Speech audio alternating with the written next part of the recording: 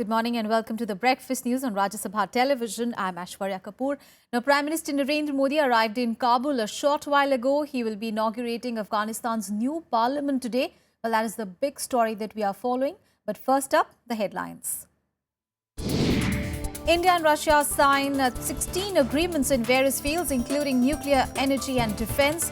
Two countries to jointly develop helicopters, and talks are on to set up 12 nuclear plants in India as part of Make in India plan. Prime Minister arrives in Kabul for a brief stopover, expected to inaugurate Afghan parliament building built by India. Delhi Chief Minister Arvind Kejriwal announces details of the odd-even formula. List of exemptions include women, VIPs and emergency services. And festive spirit across the world as Christmas is being celebrated with traditional fervour. Pope Francis leads Mass at St. Peter's Basilica at the Vatican.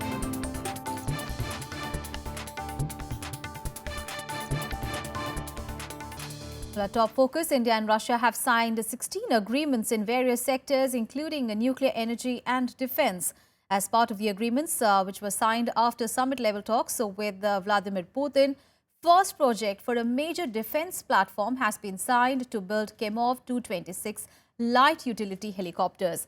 Now, Prime Minister Modi revealed that talks are also on with Russia for setting up 12 nuclear plants in India. India and Russia have signed 16 agreements to expand cooperation in various sectors, including nuclear and defense. The agreements were signed after summit-level talks between Prime Minister Narendra Modi and Russian President Vladimir Putin in Moscow. One of the highlights was the signing of the agreement to build Kemov 226 light utility helicopters, the first project for a major defense platform under the government's Make in India mission. The intergovernmental agreement on manufacture of Kemov 226 helicopter in India is the first project for a major defense platform under the Make in India mission. It is rightly with our most important defense partner. Совместное создание ракетных комплексов «Брамос». Значит, уже крупносерийное производство противокорабельных ракет в интересах индийских военно-морских сил. The second big pact was in the field of nuclear energy. The two sides signed a significant agreement for localizing of manufacturing in India for Russian-designed nuclear reactor units. This is to enable participation of Indian firms under the Make in India program. Prime Minister Modi said talks with Russia are underway for setting up of 12 nuclear plants at two sites in India. The two leaders underlined that the peaceful use of nuclear energy was a cornerstone of this cooperation. The pace of our cooperation in nuclear energy is increasing. We are making progress on our plans for 12 Russian nuclear reactors at two sites. The agreement today will increase Indian manufacturing content in these reactors. В нем зафиксированы планы по совместному сооружению в Индии дополнительно не менее 6 атомных энергоблоков в течение 20 лет. Растет динамика экспорта российских углеводородов на индийский рынок.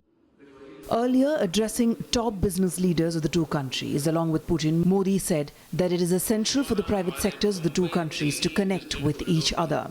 Hard-selling India as an attractive business destination, Modi also invited Russian CEOs to invest in sectors like aerospace, infrastructure and diamond, and said his government has created a favorable environment to boost economic growth. हमारा दृढ़ संकल्प है कि हम अपनी tax व्यवस्था को पारदर्शी, स्टेबल बनाएं और दुनिया में व्यापार के लिए सर्व देश बनकर आगे आए. The Prime Minister also addressed the Indian community at the Friends of India gathering in Moscow. He touched upon the issue of terrorism and said there is an urgent need to join force to fight the menace. मानवतावादी शक्तियां अगर खड़ी हो जाएगी, तो आतंकवाद को खत्म करना कोई मुश्किल काम नहीं है. और उस रास्ते पर भारत और रशिया मिलकर के काम करेंगे. Modi also visited Emercom, Russia's National Crisis Management Center. He also paid homage to Soviet soldiers killed in World War II at a war memorial in Moscow as he wrapped up his two-day tour of the nation. Bureau Report, Rajya Sabha TV. And Prime Minister Modi arrived on a stopover visit to the Afghan capital of Kabul earlier today. During his Kabul stay, he is expected to inaugurate the new building of the Afghan parliament, constructed by India at a cost of about $90 million. Situated between historic landmarks, King's Palace, Darul Aman and the Queen's Palace, the building has the elements of Mughal and modern architecture and has Asia's largest dome as its key feature. Now, the building will house the lower house with a seating capacity of 294, a 190-seat upper house, besides other facilities like a conference hall and press room. Now, India has invested around $2 billion in aid and reconstruction and has also trained scores of Afghan officers. And in other news, the four BJP elders L.K. Advani, Murli Manohar Joshi, Shanta Kumar and Yashwant Sinha met on Thursday to discuss the fallout of the Arun Jaitley versus Kirti Azad controversy. The BJP veterans have reportedly decided to raise the matter at party forums. The Margdarshak Mandal of the BJP, led by veteran leader L.K. Advani, met at Murli Manohar Joshi's residence in New Delhi on Thursday. Suspended MP Kirti Azad is reported to have sought their intervention too in his suspension from the party. Senior leaders have reportedly decided to put forth their views on the party forum and also seek a commission of inquiry into the DDCA irregularities. Parliament खत्म हो गई थी तो अब हम party के पुराने तो आपस में मिलते जुलते तो रहते हैं तो वैसे मिले और चाय पी और बातचीत हुई. Other BJP leaders reacted cautiously to the development. सभी लोग हमारे वरिष्ठ हैं और उन सभी के नेतृत्व में आज हम यहाँ तक पहुंचे हैं और लगातार उनके जो सुझाव आते रहे या मिलते रहे, पार्टी ने हमेशा से उन सुझावों का स्वागत किया है और हम सबके वरिष्ठ हैं और उनके आशीर्वाद से, उनके द्वारा किए गए कार्यों से आज पार्टी यहाँ तक है. This was the second time that the BJP leaders were meeting in the last 2 months. They had held a similar meeting a day before Diwali when they sought accountability for the BJP's Bihar election debacle. The agenda at Thursday's meeting seemed to be an attempt to shield dissident leaders like Kirti Azad, Shatrughan Sinha and others. With Shyam Sundar, Bureau Inputs, Rajya Sabha TV. Meanwhile, suspended BJP MP Kirti Azad has sought Prime Minister Modi's intervention on the controversy. Speaking to the media, Azad said that he hoped Modi will support him in his fight against corruption. He also warned that if he makes evidences of the DDCA case public, it will damage a lot of people personally. A day after his suspension from the party, BJP MP Kirti Azad sought Prime Minister Narendra Modi's intervention in the Delhi and District Cricket Association case. Taking punitive action against him on Wednesday, the BJP accused Kirti Azad of indulging in anti-party activities and colluding with the opposition. Azad was very vocal in demanding an inquiry in a fraud in DDCA, which Finance Minister Arun Jaitley ran from 2003 to 2013. The BJP Parliamentary Board took the decision to suspend Azad. Bharatiya Janata party की राष्ट्रीय सेवक संघ की सदैव यह बात रही कि भ्रष्टाचार हटना चाहिए. महात्मा गांधी जी के बारे में, बापू के बारे में हम लोग सदैव बात करते हैं. आज मैं भाई नरेंद्र मोदी जी से कहूंगा कि इसमें अवश्य घुसें, आए, बीच में देखें और बताएं कि मेरी गलती क्या है.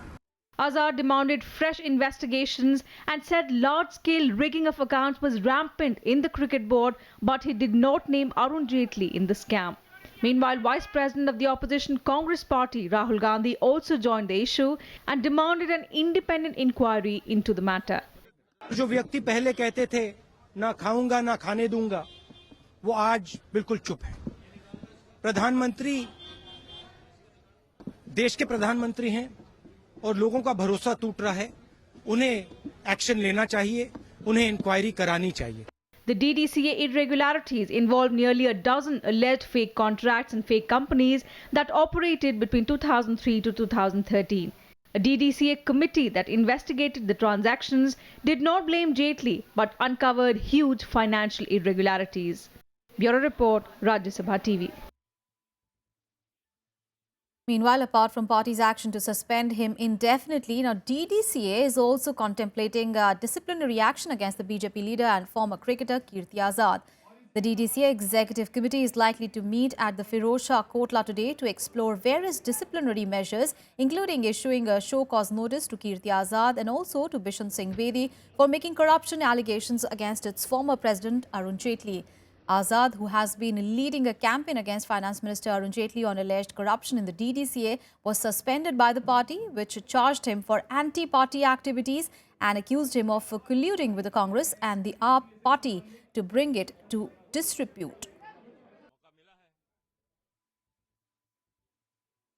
And shifting focus now, in the Delhi government on Thursday formally notified its odd-even formula, announcing the plan that is aimed at battling record levels of pollution in the national capital region. Chief Minister Arvind Kejriwal also announced a list of vehicles that will be exempt from the scheme. Delhi Chief Minister Arvind Kejriwal on Thursday spelled out for the first time details of the odd-even formula for cars to be implemented from January 1st to battle rising pollution levels. He said the intention is to cut vehicle emissions by half. The car rationing will not be valid on Sundays. Kejriwal told the media that a fine of Rs 2,000 will be imposed on violators. The plan will be in till January 15th between 8 a.m. and 8 p.m. 1 जनवरी से 15 जनवरी तक दिल्ली में सड़कों पे कारें odd तारीख को odd number की कारें और इवन तारीख को इवन नंबर की कारें अलाउ की जाएंगी. The government has made many exemptions. All two-wheelers, CNG-run vehicles, electric and hybrid vehicles, women drivers with children up to 12 years old, and the physically challenged need not comply with the rules. एक अच्छी शुरुआत है. शुरू करते हैं. Experience जैसे जैसे रहेगा उसके बाद टू व्हीलर्स को भी बाद में इंक्लूड कर लेंगे जब हमें लगेगा कि इस कैपेसिटी बढ़ गई है. Opposition parties have criticized the move, saying it will increase people's problems. असली बात है कि इसकी इम्प्लीमेंटेशन कैसे होगी, और जहां तक ऑड इवन की बात है, इसमें कई कठिनाइयां आ सकते हैं यदि दिल्ली सरकार एक अच्छे पॉजिटिव मंशा के साथ बिना किसी पे आरोप लगाए हुए सबके साथ काम करे, अलग एजेंसीज के साथ, नहीं तो दिक्कतें पैदा होंगी. 1 से 15 के बीच में एक असामान्य जीवन पर आप कोई एक पद्धति को चलाएंगे तो उसका कुछ एक असर होगा, लेकिन एक ऊपर से नीचे मिलके केवल नाटक होगा और ना इसका कोई सकारात्मक असर होगा. इसमें कोई भी दूरगामी ना हम कोई अनुभव ले पाएंगे. Nearly 10 lakh private cars are expected to stay off Delhi roads because of the plan. Meanwhile, air quality across Delhi plunged into severe levels post-Diwali. Yesterday, Delhi recorded the most polluted day of the year. Vipin Chauhan's report for Rajya Sabha TV. Let's now take a look at the events lined up for the day in the day ahead. It is former Prime Minister Atal Bihari Vajpayee's 91st birthday today. Soon after his return from Russia, Prime Minister Narendra Modi will visit Vajpayee to personally greet him. The Health Ministry is also set to launch 3 schemes today to mark Vajpayee's birthday. The Indian Railways will also launch a new train on the occasion. Minister of State for Railways Manoj Sinha will flag off the new train from Batishar in Agra, which is the ancestral village of Vajpayee, to Itawa. Since coming to power last year, Modi government celebrates Vajpayee's birthday as Good Governance Day.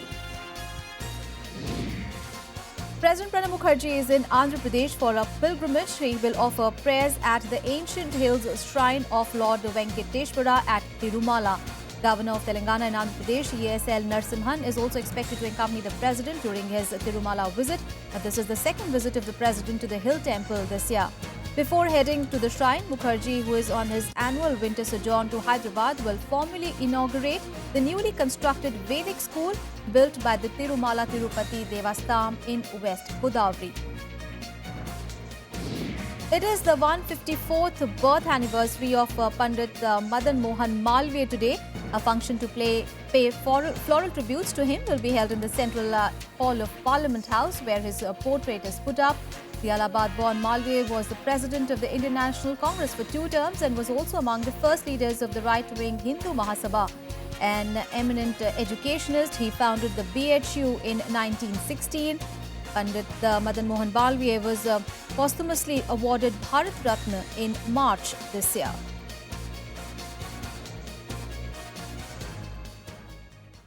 And time for a very short break here. We'll be right back. Keep watching Breakfast News.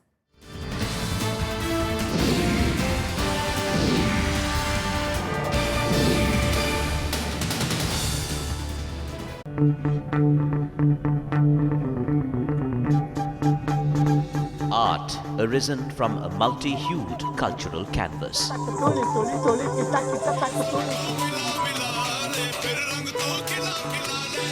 Tradition and cultural fervour dating back centuries.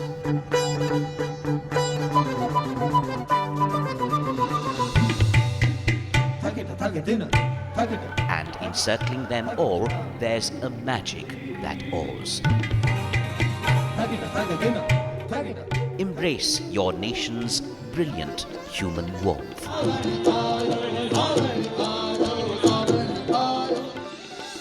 Watch Colours of India, Sundays at 9:30 p.m.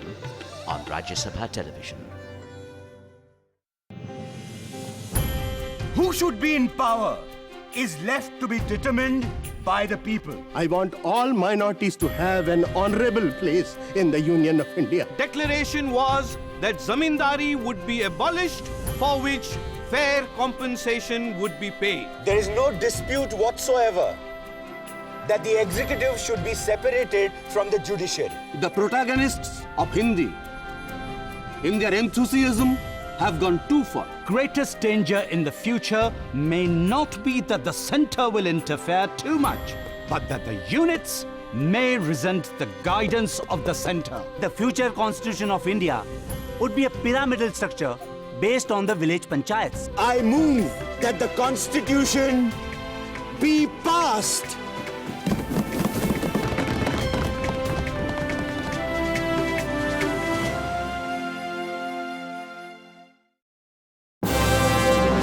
Hello, I am Ishan Russell. I'm Tracy Shilchi and you're watching News Tonight.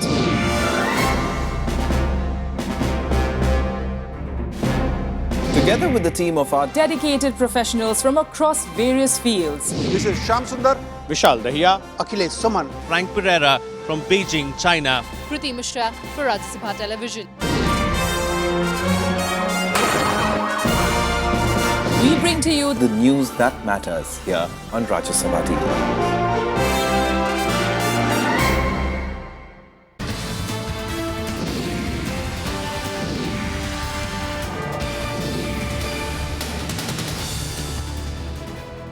Welcome back. Now, cold wave has tightened its grip on North India as the mercury dipped further, with Kargil in Jammu and Kashmir recording a low of minus 14.5 degrees Celsius. Now, Amritsar in Punjab also reeled under sub-zero temperature, with the minimum temperature there being recorded at minus 0.2 degrees Celsius. And the higher reaches of the Kashmir Valley received light snowfall and clear skies during the night, resulting in further plummeting of the mercury. In the national capital, wintry conditions continue to prevail, with minimum temperature settling at 7.2 degrees Celsius, a notch below the season's average, and the maximum temperature was recorded at 19.2 degrees Celsius, which is 2 notches below normal. Dense, foggy conditions were witnessed in certain parts of the city. In Haryana, Narnaul turned out to be the coldest place, recording a low of 3.5 degrees Celsius. In Rajasthan, trains are running late due to dense fog. Nachuru was the coldest in the state, recording a low of 3.4 degrees Celsius. Now, the Met Department has predicted chilling temperatures over the next week throughout northern India.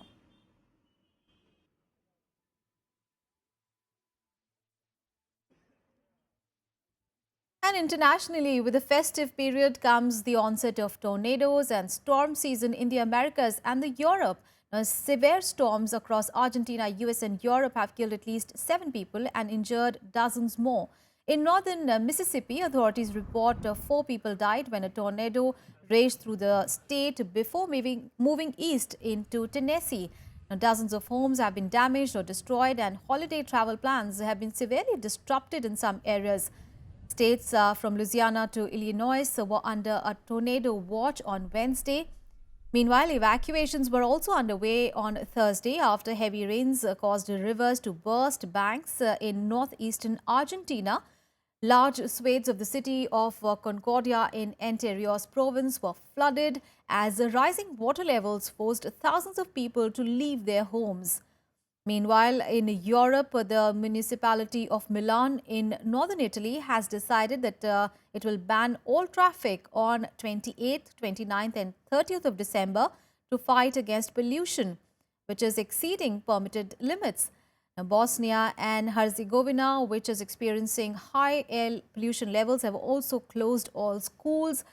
Health institutions have recommended the use of protective masks, which are not currently available in Sarajevo pharmacies. It is difficult, particularly this time of year, to see such damage and know that heartbreaks go along with that damage, that families have lost loved ones. 7 Mississippians have been lost in this storm. Funerals will be planned. This should be a joyous holiday season, and it will not be for many. And Syria has hinted the involvement in the international peace talks, which are due in January, even as fighting and airstrikes continue in the capital. The Syrian regime said that they are ready to enter talks aimed at ending the war, but made the participation conditional on which opposition groups would attend. Well, the UN-sponsored talks are due in the end of January in Geneva. The Syrian government has indicated it is willing to take part in the peace talks in Geneva scheduled for January. During a visit to Beijing, Syrian Foreign Minister Walid al-Muallim expressed hope that the dialogue will help the country form a national unity government. We hope that this dialogue will be successful to help us in having a national unity government, and this government will compose a constitutional committee to look for a new constitution with a new law of election, so the parliamentary election will be held within the period of 18 months, more or less. His comments reflected government's approval of the plan, but with apparent preconditions. Syria has rejected any foreign interference at the talks and will only take a final call after receiving a list of the opposition delegation. China too backed the Syrian stand that the people of the country and only they should decide on their future. Yes, I inform my dear colleague that Syria ready to participate in the Syrian dialogue in Geneva without any foreign interference, and our delegation will be ready as soon as we receive a list of the opposition delegation. 叙利亚的前途和未来，叙利亚的国家体制，包括叙利亚的领导人，最终应该由叙利亚人民来做出选择和决定。这一立场，那么符合联合国宪章的宗旨和原则。 The UN Security Council had unanimously approved a resolution last Friday endorsing an international roadmap for the Syrian peace process. It aims to bring the Syrian regime and the opposition together for negotiations to establish an all-inclusive transitional governing body within 6 months. But it still does not address the sharpest difference, the fate of the Syrian President Bashar al-Assad. Despite a rare show of unity among the major powers, the obstacles to ending the 5-year-long civil war remain daunting. Bureau Report, Rajya Sabha TV. And news from the Middle East now. Well, the Arab League on Thursday accused Turkey of violating international law and Iraq's sovereignty over a military deployment earlier this month that has raised tensions between Baghdad and Ankara. Earlier in December, Turkey sent a contingent of additional forces to bolster its military presence in the Bashika camp near Mosul to train local forces in the fight against the Islamic State militants. The move prompted a backlash really in the country, sparking a diplomatic spat between Turkey and Iraq. Last week, the Iraqi government brought the issue to the UN Security Council to demand the unconditional and full withdrawal of the Turkish troops. Ankara, meanwhile, has said that the deployment of the Force Protection Unit was due to heightened security risks near the camp, which is close to the Islamic State-held Iraqi city of Mosul. The base came under fire from Islamic State last week when militants fired rockets as they launched a wave of attack against the Kurdish forces. Iraq says it will give Turkey a few days to withdraw, but it also warned that it is willing to escalate its actions. هذا التأييد يعكس حجم التضامن العربي الواضح مع جمهورية العراق ووقوف الدول العربية إلى جانبها في المطالبة بانسحاب القوات التركية فوراً إلى الحدود الدولية المعترف بها بين الدولتين. يقرر الإعراب عن إدانته للحكومة التركية لتوغل قواتها العسكرية في الأراضي العراقية باعتباره اعتداء على السيادة العراقية وتهديدا للأمن القومي العربي. 2. مطالبة الحكومة التركية بسحب قواتها فورا من الأراضي العراقية. Some more international stories now in World Wrap. A Belgian man has become the 9th person to be arrested in connection with the terrorist attacks in Paris that killed 130 people. Abdullah C. is believed to have had several contacts with one of the attackers. He is being charged for participation in the activities of a terrorist organization. A UN-brokered deal could see thousands of Syrian rebels and their families leave areas in and around Yarmouk, a Palestinian refugee camp in Damascus. The deal, which is yet to be finalized, involves an agreement between rebel fighters and the Syrian government. The aim is to make Yarmouk safe again so that 18,000 people believed to be trapped there can receive aid. Scores of people have been reported killed in an explosion at an industrial gas plant in southern Nigeria. Local news reports put the death toll to above 100. That includes factory workers and neighbors. A truck is believed to have exploded as it was offloading butane cooking gas in a town in Anambra State. The firefighters struggled for hours before dousing the fire, which is resulting from the explosion.